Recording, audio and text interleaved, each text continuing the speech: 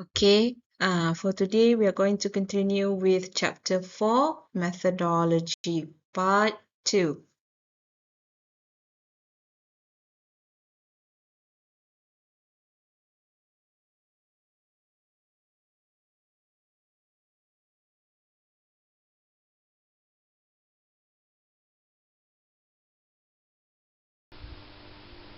Okay, first thing first, let's try to understand what it means by data analysis. So data analysis is a method of putting together facts and figures to solve research problem or study problem. So here is where you transform the number, the raw data, into something that you can understand. Either it is a graph, a table, a pie chart, so on and so forth. Okay? Right. Why you need to transform those facts and figures into something that you can see, you can understand, is because raw data cannot talk. Okay?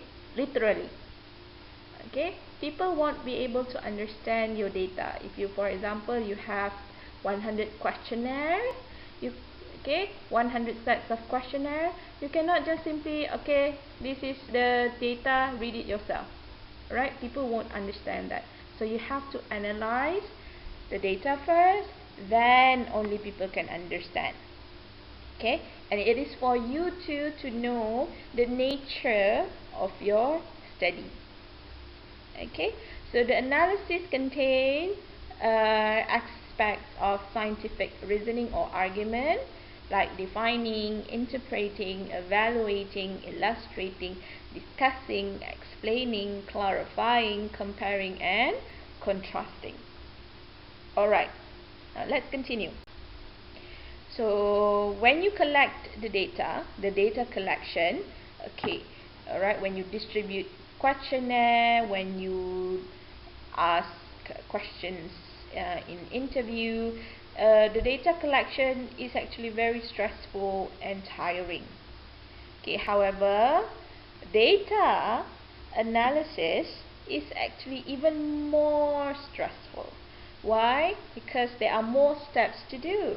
You need to process the data, and you need to present the data in order for you to come up with a complete analysis of data. Okay, right? Now, let's move on. So let's try to understand what it means by data processing and data presentation.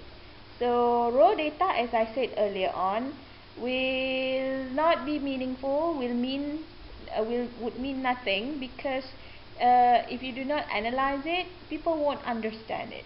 So you have to process it, you have to present it in a way that people can understand and comprehend it. Okay, right. So there are two types of data. We have quantitative data, mainly in the form of numbers, statistics. Okay, alright, quantitative data. We also have qualitative data. So qualitative data consists of explanation, details, description on behavior, situation, on design, on object. It's more detailed, that you can actually receive longer responses.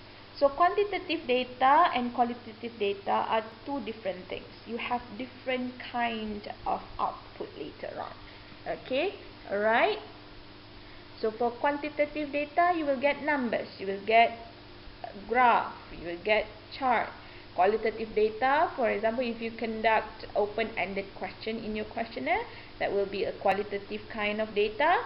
Okay, for that one, you will receive longer explanation. So the way you analyze it will also be different. Okay, let's move. What is data processing? Data processing, according to Narasimhan et al. 2009, is a process of converting raw data into meaningful statements that help you answer the questions put earlier in a study.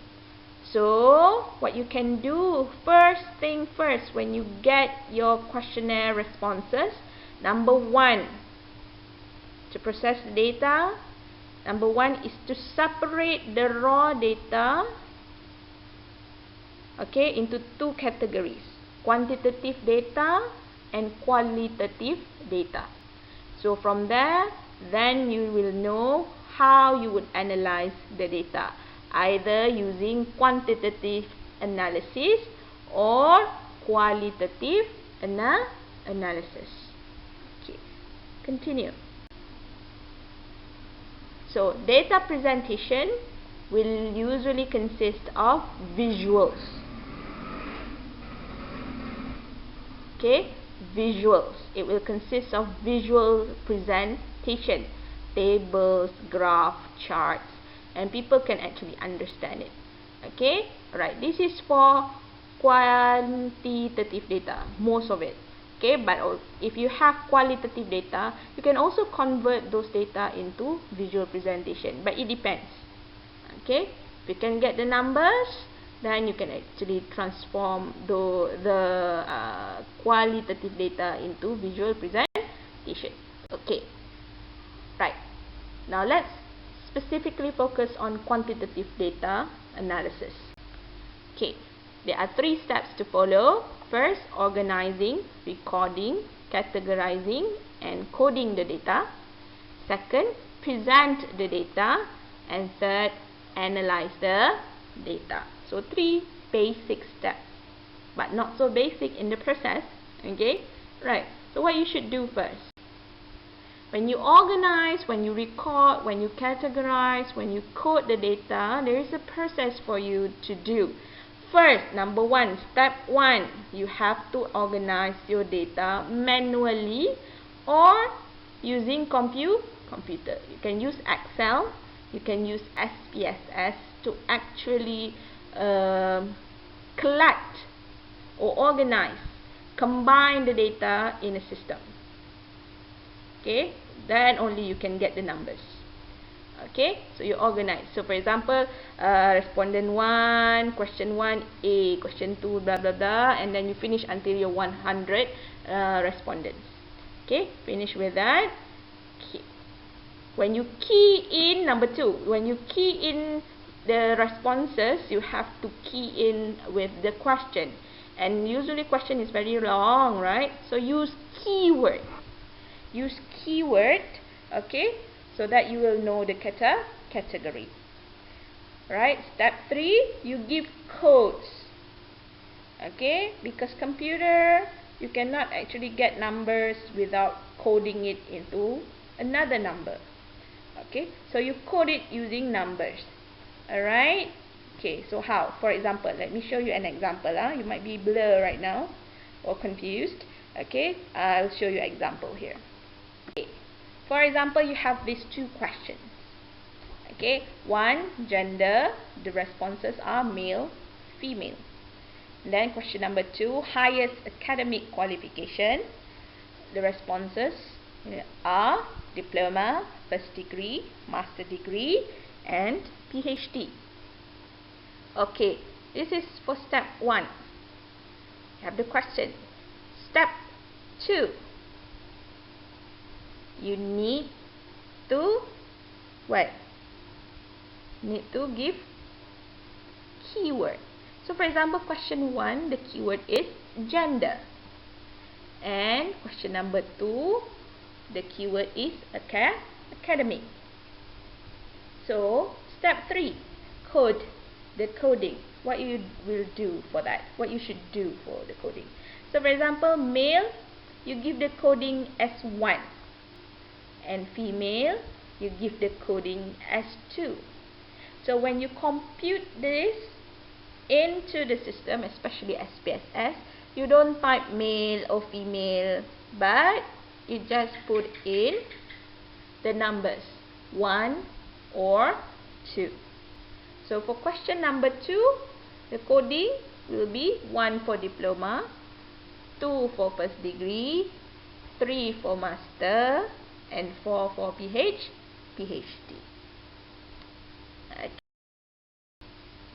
Alright. You may also have statements like this, right? Okay, so to give a keyword, it will be a very difficult thing if you have statements. So what you can do here is just simplify it as statement 1, statement 2, statement 3, or just write it as S1, S2, or S3. And then in terms of the coding, you have 4 options, right? SD, D, A, and SA. Strongly disagree, disagree, agree, and strongly agree. What you can do here, you give a coding like 1 for SD, 2 for D, 3 for A, and 4 for SA. So once you finish with the coding, the next stage you have to do is to input the code according to the keyword. Okay, so for example, this is how it will look like in your system. Okay, R1 means respondent number 1. So the respondent gender is male. Okay, his highest academic qualification is master degree. For statement 1, he chose agree. Statement 2, he chose strongly disagree. Disagree. And statement number 3, he chose agree. Okay, so you convert all those words into numbers. Now you have this long table. You finish everything. You have 100 respondents, so you can have until R100, for example. Once you are done with this, this is still raw data. Okay, once you are done, okay, depending on the type of processor or software that you are using, the procedure of you analyzing it will be different. Okay, if you use SPSS, you just simply compute it according to the formula available. If you use SPSS, if you are using Excel, there is a formula for that. You need to probably input it a bit. Okay, so if you use it manually, so you just need to calculate option 1 how many, option 2 how many, and things like that. Alright, so when you present the data, just now you have the raw data, the long raw data. Okay, you have to present the data into figure, table, chart, and so on and so forth. Then only people can understand your data. Okay, so when you use your visual presentation, okay, you need to know the figure or the table number. You need to get the title, and you need to make sure that there are labels for the parts. Okay, so for example, just now the raw data that you have, okay, you convert those raw data into this table, for example. Okay, so you have male, female. Okay, alright, and then you have HP service provider, handphone service provider, talk time, aircom, lemon ring. Okay, so if you look at this table right now, you can see that for male, okay, there are total 5 males and 5 females. So the total of respondents, if you see here, there are 10 respondents. So out of the male, 2 of them choose talk time. Okay, 3 chose aircom and none for lemon ring. For female, 2 have chosen it. Okay, aircom 1, lemon ring 2. So total male and female for talk time is 4. Aircom is also 4, and lemon ring is 2. So table, this is how you display the information in rows and in columns. Okay, right. Graph, this is how a graph will look like. Okay, you will see in terms of male and also the female. So for graph, okay, if you look here, the title is at the bottom. For table, the title is on top. So when you label it, for table, it will be table 1, table 2, table 3. But for graph, and also for pie chart or chart, okay, any chart or any graph, you use the term figure. So this one is figure 1. And the title is on the bottom of the graph. Okay, right. So this is also a bar graph. This one is a bar graph. The title is at the bottom of it. Okay, and you just, the rest are numbers. Okay, next, charts. So figure 3, you see the number? Why? Because figure consists of graph and charts. So any graph and charts, you combine it under the same numbering system. For table, it will have its own numbering system. Table 1, table 2, table 3, and so on and so forth. Graph and charts, you combine numbers. Okay, the numbering system. So just now we have 2. So this one is the third one. Okay. And again, for figure, the title is at the bottom. Okay, finish with the visual presentation. You need to analyze. So how to analyze? You need to interpret the table, the graph, the charts into words. Okay, you have the visuals, but sometimes people do not understand the visual. So convert the visual into words, into paragraphs. Okay, how? Like this. Okay, you have this table, table 2. You see that the title is on top, the numbering, and you have table, okay, rows and columns and numbers. Okay, so this is the visual presentation. So where is the analysis? So the analysis will look like this.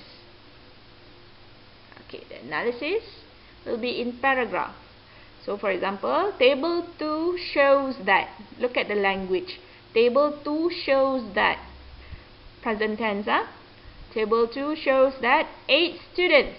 Okay, once you start talking about the data, please use past tense. Okay, table, graph, and so on and so forth are considered as present tense, but the data are past tense. Okay, so table 2 shows that, after the word that, everything must be in past tense. Okay, shows that 8 students used, okay, the prepaid HP service plan, while another 6 students used the postpaid HP service plan. Okay, so you finish with the analysis. So one visual, one analysis. Finish with one, you go with the next graphic or next visual. Like this one. Okay, table 3. Okay, title, row, column, and numbers, and your analysis look like this. Okay, the findings from table 3 shows that, okay, present there, after the word that, everything must be in past tense. 5 students had chosen their HP service provider due to the low price offered, while another 5 mentioned that better coverage was the main reason for choosing the HP service provider. On the other hand, 4 students stated that it was because of the popularity of the HP service provider. So you write it like this. Why like this? Because the main reason is people do not really sometimes understand the visual. So when you have it in words, when you analyze it in words, people can probably have more explanation. And notice that you don't talk about anything outside of this table or the graph. You just talk about things you can see from the table or from the graph or from the chart. Understand? Remember, huh? Okay, let's continue. Okay, this one we have a graph. So if you see there, the graph is on top, the title is at the bottom one. Okay, right? This is actually the same one as earlier in the example. Okay, how your analysis will look like? It will look like this. From the analysis of data in figure 1, it can be concluded that, okay, that one is in present tense. After that, everything should be in past tense. Okay, 6 students, 3 males and 3 females had chosen the talk time HB service provider. 5 students had chosen Aircom HB service provider, and 3 other students had chosen Lemon Ring HB service provider. Okay, you simply just talk whatever you can see from the visuals. Don't talk about anything else outside of the visual. Okay. Now, as your exercise, okay, please do this, right? I just give you a simple exercise for this. Exercise 1. A school canteen offers students a choice of burgers, sandwiches, baked potatoes, or the meal of the day. One day, the number of children making each choice was recorded, and the table below shows the children's choices of the day. Okay, you have 4 choices: burgers, sandwiches, baked potatoes, and meal of the day, and the frequency. Okay, so you have the raw data here. What I want you to do is to transform these raw data into 3. 1. Bar chart. 2. Pie chart. 3. Pictogram. Okay, if you don't understand what a pictogram is, Google. I know you all love to use Google, right? So Google what a pictogram is. Okay, and then based on the illustration, analyze. Okay, you have a bar chart, 1 bar chart, 1 analysis. 1 pie chart, 1 analysis. 1 pictogram, 1 analysis. Understand? Okay. Alright, and now we are done. So see you guys next week. Bye bye everyone.